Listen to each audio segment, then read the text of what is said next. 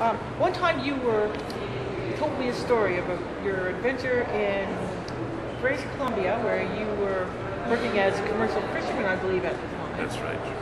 And you went missing. Can you tell us something about that? Yeah, that's another good long story.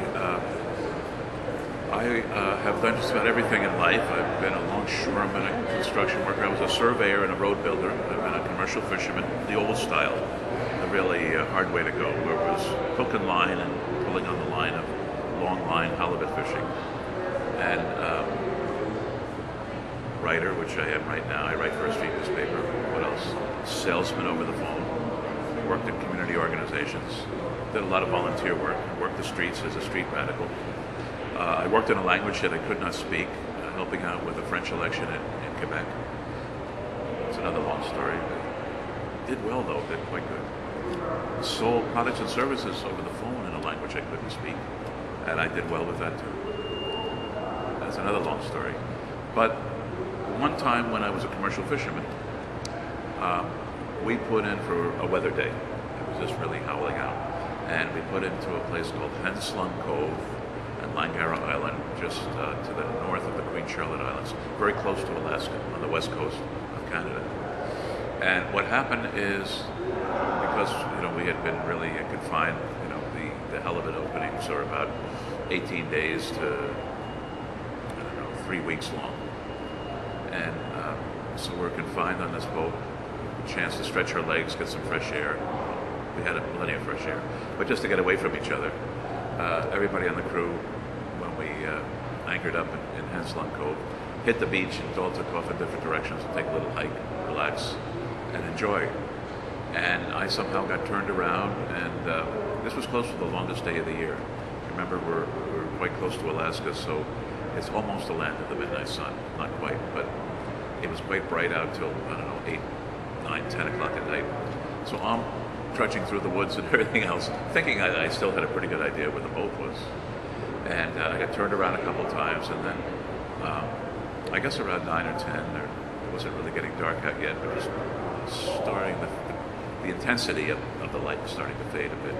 And I made a left to go back to the boat, and I realized, I looked at the coastline that went on as far as the eye could see, that I was not only in the wrong place at the wrong time, a day late and $1 short, I was on a whole different planet. It felt like, because where I thought the boat was just this panorama of a beautiful landscape of little inlets and little bays as far as the eye could see, going up into a horizon where it just ended in the mists of the ocean and that sort of thing. And I was a million miles from nowhere.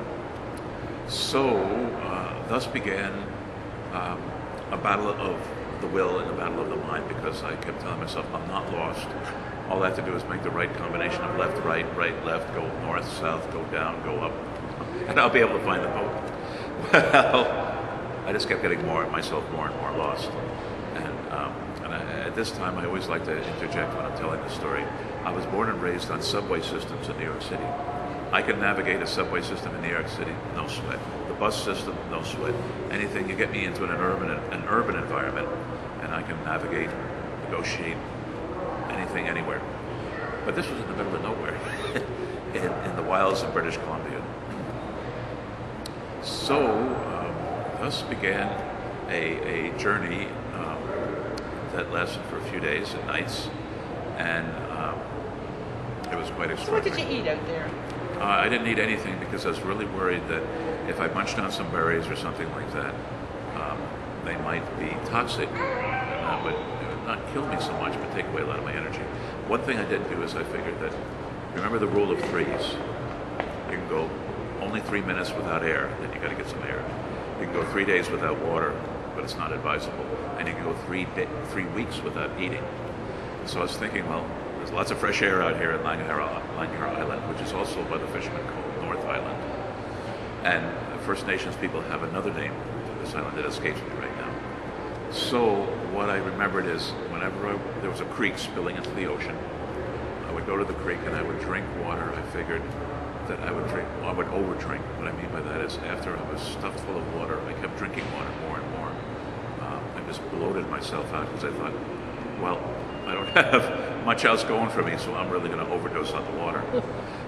Also, the creeks were different colors, which was not from pollution. A lot of the different colors was from different naturally occurring minerals and stuff.